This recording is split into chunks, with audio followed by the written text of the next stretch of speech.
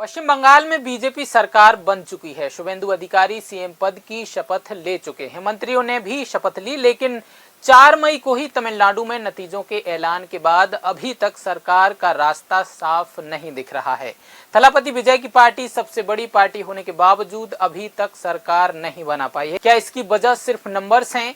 Experts के मुताबिक विजय ने पहली बार में एक गलती कर दी, जिसका खामियाजा अभी तक भुगतना पड़ रहा है।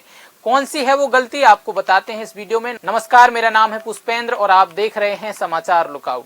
थलापति विजय की एक छोटी सी गलती ने तमिलनाडु को मुश्किल में डाल दिया है। ये छोटी सी गलती शायद एक बचकानी सलाह की वजह से हुई, जो अगर ना होती तो राज्यपाल टीवीके के मुखिया विजय को ही सरकार बनाने के लिए न्योता दे देते। ये बात पॉलिटिकल एक्सपर्ट एस गुरुमूर्ति ने कही है। यही बात डीएमके ने भी दोहराई है। डीएमके नेता टीकेएस एलंगोवन ने कहा कि विजय पहले तो राजनीतिक दलों का समर्थन जुटाएं, फिर राज्यपाल के पास जाकर सरकार बनाने का दावा करें।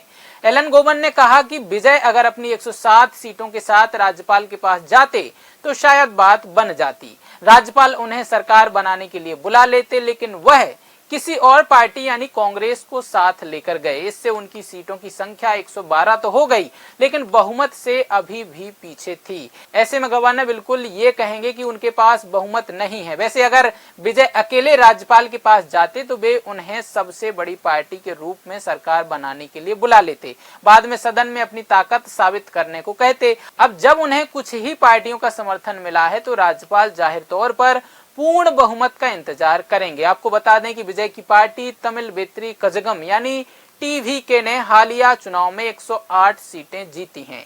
इनमें भी विजय ने 2 सीटों से चुनाव लड़ा है, तो टीवीके के पास सरकार बनाने के लिए कुल 107 वोट ही हैं।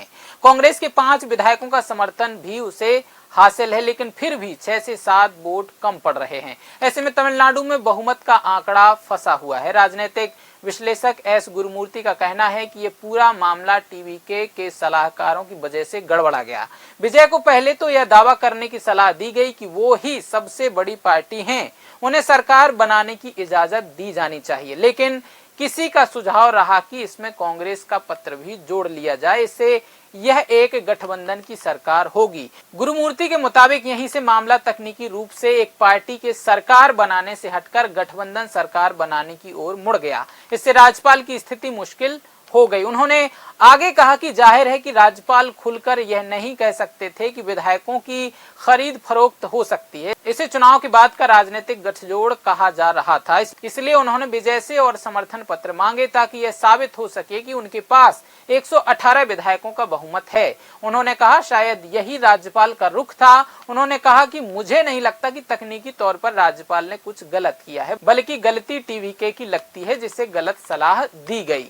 हालांकि गुरुमूर्ति का मानना है कि अंत में विजय ही तमिलनाडु के मुख्यमंत्री बनेंगे, क्योंकि कांग्रेस और भारतीय कम्युनिस्ट पार्टी यानी सीपीएम जैसी पार्टियां उनके समर्थन में मजबूती से खड़ी हैं।